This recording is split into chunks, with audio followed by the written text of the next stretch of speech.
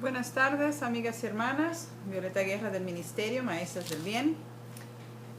Saludándoles en este mes tan hermoso, el mes de diciembre, para nosotros los creyentes, el mes más hermoso del año. En verdad, mi estación favorita es el otoño, pero las festividades favoritas, obviamente, son ahora en diciembre. Y creo que la razón es lógica, ¿no? Porque es cuando celebramos el nacimiento de nuestro Señor y Salvador Jesucristo. No precisamente porque haya nacido en esta fecha, pero es la fecha que se ha escogido. Dios te bendiga, Yani, qué bueno que estás. Elisa, Dios te bendiga. Gracias por estar y por perseverar.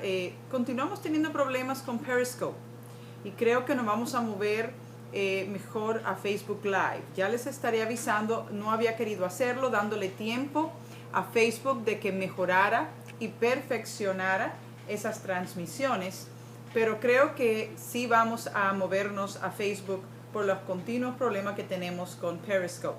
Pero ya le estaremos dando aviso. Nuevamente, buenas tardes, mi nombre es Violeta Guerra del Ministerio Maestras del Bien, donde nuestra misión y objetivo principal es rescatar los valores bíblicos de la mujer, enseñándola a vivir con gozo su diseño y con plenitud para la gloria de Dios. Dios te bendiga, Sara. Gracias por estar con nosotras en esta tarde. Y gracias damos al Señor de que finalmente se ha hecho posible la transmisión. En el día de hoy vamos a interrumpir nuestro acostumbrado estudio en el libro de los Salmos, en ocasión a que estamos en diciembre y queremos tener algunos pensamientos acerca de temas con relación a la Navidad, ¿verdad? Y en ocasión de eso, hoy vamos a ver el tema Nuevas de Gran Gozo. ¿Quién no quiere vivir con gozo? Dios te bendiga, Elisa, qué bueno, me saluda tu hija también. ¿Quién no quiere vivir con gozo? La búsqueda de la felicidad es una de las más grandes empresas en que el hombre embarca, deseando ser feliz. Gracias por compartirnos, Sara, y a todas aquellas que nos han compartido. Les recordamos que nos pueden ver en la retransmisión a través de YouTube, también a través del mismo Periscope, viendo directamente allá, buscando el nombre de Maestras del Bien, como también en Twitter, y más tarde va a salir en Facebook. Entonces, ¿quién no quiere el gozo? ¿Quién no busca la felicidad? No obstante, tenemos que hacer la diferencia entre una y otra cosa, porque a menudo tendemos a catalogar de felicidad algo que en verdad no lo es. Muy bien, entonces, para iniciar nuestro estudio de hoy, Nuevas de Gran Gozo, vamos a ir a Santiago, una porción inusual. Santiago, capítulo 1, y voy a leer en el versículo 2, acerca de nuevas de gran gozo. Santiago, capítulo 1, versículo 2. Muy bien, dice allí: hermanos míos, tened por sumo gozo cuando os halléis en diversas pruebas. Bueno, esta es una manera muy particular de Santiago desear que nosotras tengamos gozo. Y no solo gozo, sino sumo gozo, como él nos dice aquí.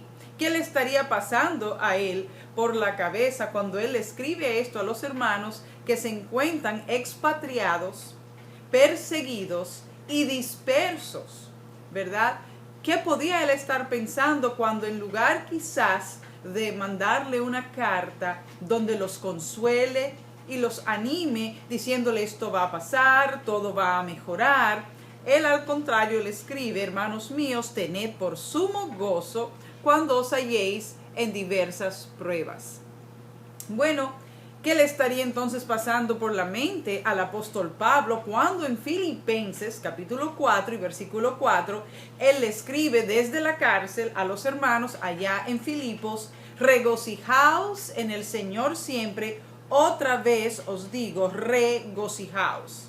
Bueno, Pablo no sería la persona quizás más indicada en esta circunstancia para hablar a los hermanos de gozo, porque lo normal es que cuando estamos bajo persecución y aflicción, lo que estemos buscando es la consolación de otros porque estamos abatidas y tristes. Sin embargo, el apóstol Pablo, según nos dice el libro de los Hechos, no solo que estaba preso, sino que estaba en el calabozo más adentro de la cárcel. Si vamos a Hechos, capítulo 16, dice allí, zarpando pues de Troas, esto es Pablo relatando, Lucas, vinimos a Filipos con rumbo directo a Samotracia y el día siguiente a Neápolis. Está hablando de la travesía que ellos estaban llevando, ¿verdad? Y vemos que se dirigían en una dirección hacia la ciudad de Filipos. Pero dice allí que a medianoche, ya estando Pablo, voy a leer un poco más arriba, después de haberles azotado mucho, las autoridades romanas los echaron en la cárcel, mandando al carcelero que los guardase con seguridad, el cual, recibido este mandato, los metió en el calabozo de más adentro y les aseguró los pies en el cepo. ¿Qué gozo podía estar experimentando Pablo en estas circunstancias? Preso por estar predicando el Evangelio de Cristo, no solo preso en una cárcel moderna como quizás existen hoy día, sino en un calabozo y en el de más adentro. Estamos hablando de una cueva, de un calabozo, de un lugar húmedo, oscuro, frío, inhóspito, sin comodidad ninguna, sin baño, sin nada de eso, ¿no? Y él está allí y dice que a medianoche, orando, estoy usando la Reina Valera 1960, Sara. Dice que en el versículo 25 de Hechos 16, que a medianoche orando, Pablo y Silas cantaban himnos a Dios y los presos los oían a tu orden siempre. Imagínense, qué gozo podía haber en el corazón del apóstol Pablo para que estando preso y en las condiciones en que él se encontraba preso, estuviera allí gozoso, cantando y alabando a Dios, cantando himnos. Y no solo cantando himnos como a veces nosotros hacemos, que cantamos una canción en nuestra mente o bajito en el lugar donde estamos. Dice que los presos los oían. Imagínense. Y es desde allí, encarcelado, encadenado, metido en un calabozo, que el apóstol Pablo escribe esta carta a los filipenses. De hecho, es conocida como una carta carcelaria. Y desde allí le dice a los hermanos, regocijaos. Otra vez os digo, regocijaos. Tremendo testimonio, así es, Sara. Entonces, ¿qué podía estar pasando por la mente de Santiago cuando a hermanos perseguidos, expatriados, en la dispersión le dice, tened por sumo gozo cuando os halléis en diversas pruebas y tribulaciones? Pero también el apóstol Pablo, cuando le escribe a los hermanos en Filipos y le dice, regocijaos en el Señor, otra vez os digo, regocijaos. Pero un caso más. ¿Cómo es que los hermanos de Tesalónica, en Primera de Tesalonicenses, capítulo 1 y versículo 6, podían haber recibido la palabra de Dios con sumo gozo en medio de gran tribulación? Somos cristianas evangélicas, Álvaro. Dice allí, y vosotros vinisteis a ser imitadores de nosotros y del Señor, recibiendo la palabra en medio de gran tribulación, no con algunas dificultades, ¿no? Sino en medio de gran tribulación, con gozo del Espíritu Santo. Aquí tenemos tres cuadros de personas que conocían lo que era el sufrimiento, lo que era la dificultad, lo que era la tribulación, que peligraba su vida. Sin embargo, la recomendación de ellos es no solo a tener gozo y alegría, sino a regocijarnos, a tener por sumo gozo, aun cuando nos encontremos en medio de las dificultades de nuestra vida. ¿Cómo vivir con gozo en medio del dolor? ¿Cómo vivir con gozo en medio de la tristeza, en medio de la dificultad, en medio de la carencia, en medio de la injuria, en medio de la tragedia o aún de la separación? ¿Cómo vivir con gozo? En Primera de Samuel, capítulo 1 y los versículos del 5 al 7, encontramos la historia de una mujer casada que además de tener una rival, dice en el versículo 6, ella era estéril, o sea, no podía concebir. Y sufría porque Dios no le había concedido tener hijos. En Marcos capítulo 5, los versículos del 25 al 26, encontramos a una mujer enferma. Estaba enferma por 12 años de flujo de sangre. Y de esta nos dice Marcos que había sufrido mucho de los médicos, que había gastado todo lo que tenía y su situación, lejos de mejorar, empeoraba. En Primera de Reyes, capítulo 17 y versículo 12, tenemos una madre soltera. Ella está sumida en la más grande miseria, lista para dejarse morir con su hijo después de comerse el último bocado de pan que le quedaba. En Lucas capítulo 18, los versículos 3 y 4, se nos presenta una parábola de una mujer indefensa que se presentaba cada día delante del juez para que le hiciera justicia de su adversario. En Ruth capítulo 1 y versículo 5, vemos a dos viudas que están solas y desamparadas, tristes. En Mateo capítulo 1, los versículos 18 y 20, encontramos a una joven en aprietos. No solo porque su prometido la iba a dejar, sino porque su testimonio estaba en tela de juicio, porque estaba embarazada y de un hombre desconocido. Y ustedes saben que la muerte en esos tiempos era a pedradas.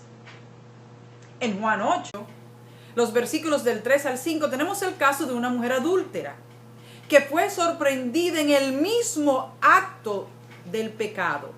Y los que estaban a su alrededor, lejos de ayudarla, demandaban su muerte.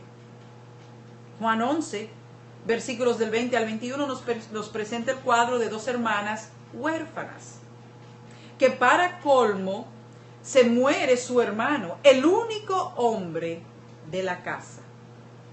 En Génesis 37 encontramos la historia de un joven que fue traicionado por sus hermanos y vendido como esclavo a otros en otra tierra, lejos de su familia. En Lucas 8, del 41 al 42, tenemos a un padre que está apesadumbrado porque su única hija de 12 años se estaba muriendo. En Lucas 15, del 12 al 13, tenemos a otro padre. Él está desconcertado porque su hijo menor ha decidido irse de la casa para vivir perdidamente, desperdiciando su vida. En Éxodo, capítulo 3, versículo del 6 al 9, encontramos a un pueblo oprimido, abusado, esclavizado, no por 60 años como en Cuba, o 15 como Venezuela, sino por 400 años, esclavizados, abusados, oprimidos. ¿Te identificas tú con alguna de estas situaciones que hemos mencionado? ¿Son algunos de estos motivos, razones para vivir con gozo? ¿Cómo experimentar el gozo en medio de estas circunstancias? ¿Cómo hicieron estas personas para encontrar gozo en su vida y para enderezarla? Para que las cosas fueran en la dirección que habían de ir. Pero eso no es todo. ¿Qué tal Jesús? Vemos a Jesús en su humanidad sudando, dice Lucas 22, 44, grandes gotas de sangre. Esa era la ansiedad, esa era la angustia, ese era el dolor que había en el corazón de Jesús cuando, enfrentando la muerte, la inminente cruz, él en el Getsemaní se arrodilla a orar a su Padre, que si fuera posible pasara de él esa copa. Y mientras los hace, está en agonía a tal punto que suda, dice el escritor, grandes gotas de sangre. ¿Y qué tal toda la humanidad de esos días? y aún de los nuestros. ¿Se acuerdan de los discípulos que iban camino a Emaús, cabizbajos y tristes? Porque la esperanza de la humanidad estaba colgado en un madero, le habían dado muerte, y con él y su muerte se fue la esperanza de ellos.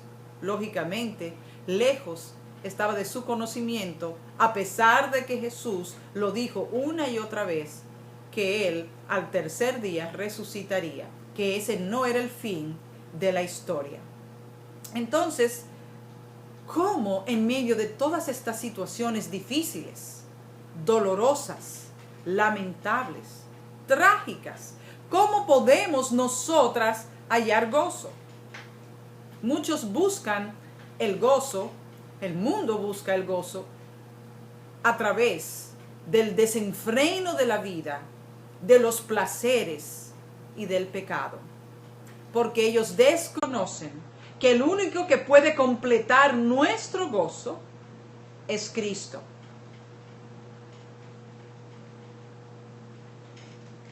Y se van tras una vida de perdición, buscando gozos y deleites pasajeros y efímeros, que en el momento alegran la carne, pero que luego maltratan y dejan aún más triste el espíritu. En Lucas capítulo 2,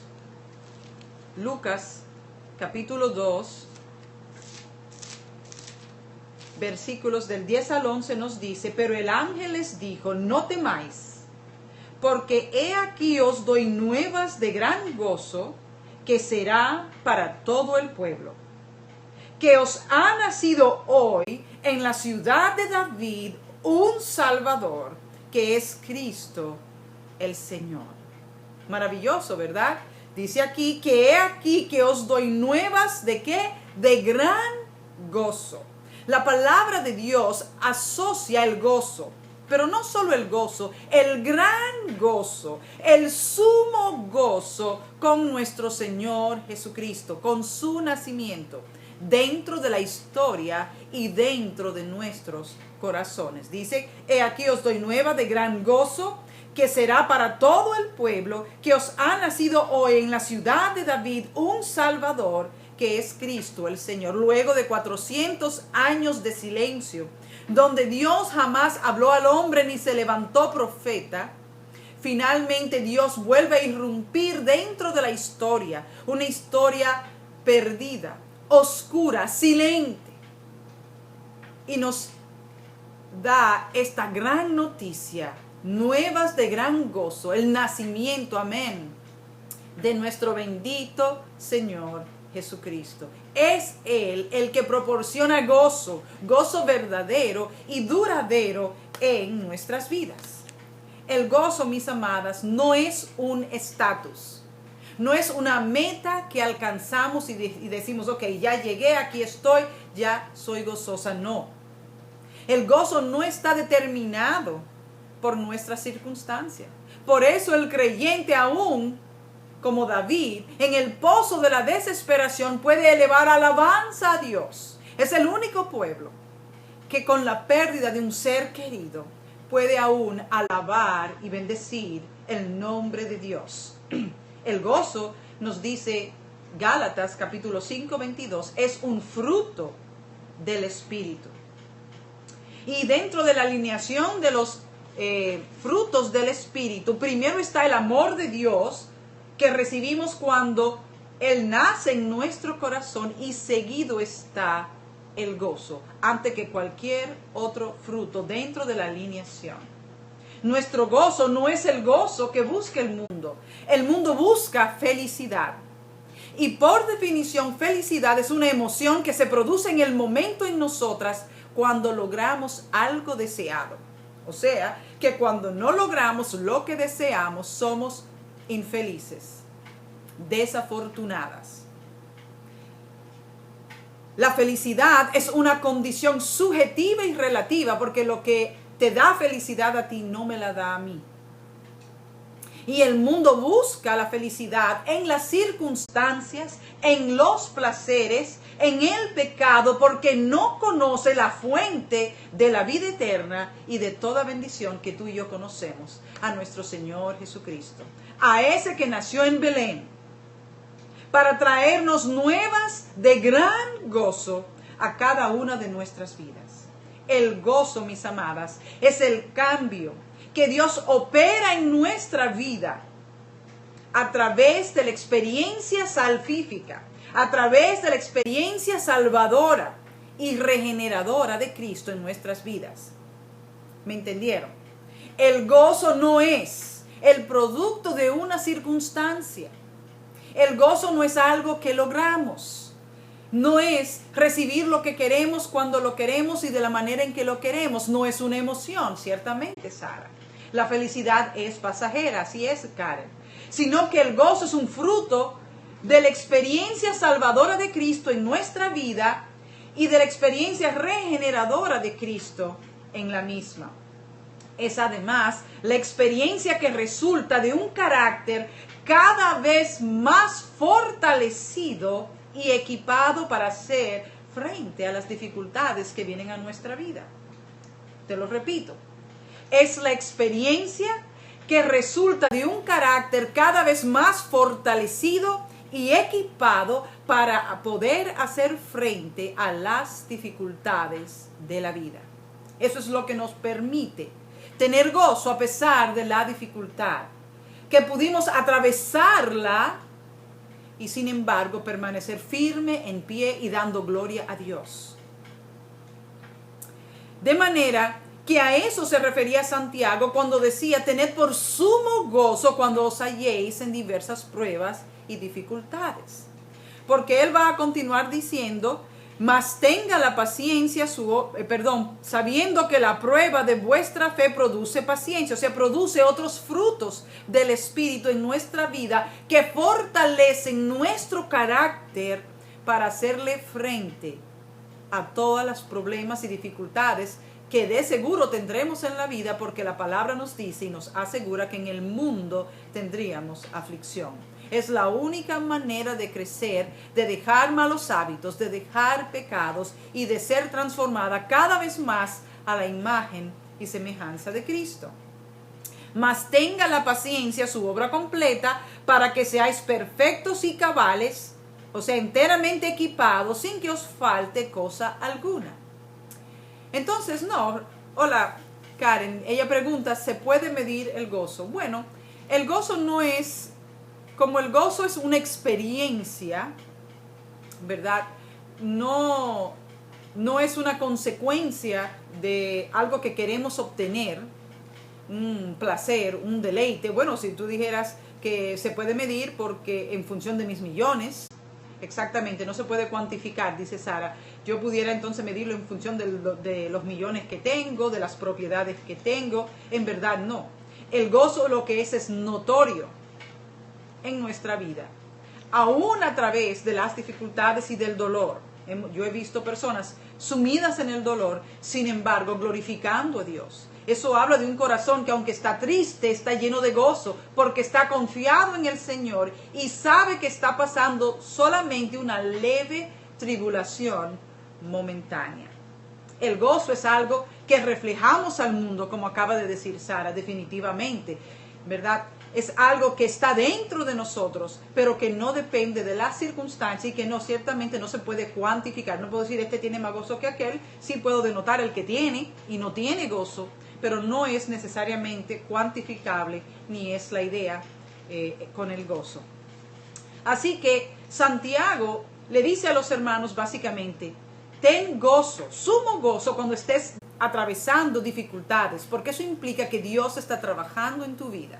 Dios está trabajando en tu carácter y Dios además está en control. El gozo viene de Dios y nada de lo que nos rodea nos lo puede quitar. Amén. Así es. Satanás hace todo lo que puede por interrumpir el gozo de Dios, para quitar la sonrisa de nuestros labios, y la puede quitar a través de las dificultades que nos vienen, pero el gozo no nos los puede quitar porque ese viene de Dios. podemos estar en dolor, llorando y a la vez alabando a Dios de gozo por lo que Él está obrando, porque entendemos que es para nuestro bien. Porque a los que aman a Dios, todas las cosas absolutamente les ayudan a bien. Así que, gloria a Dios, mis hermanas, ¿verdad? Que el gozo no depende, amén, en Cristo tenemos la victoria. Gloria a Dios que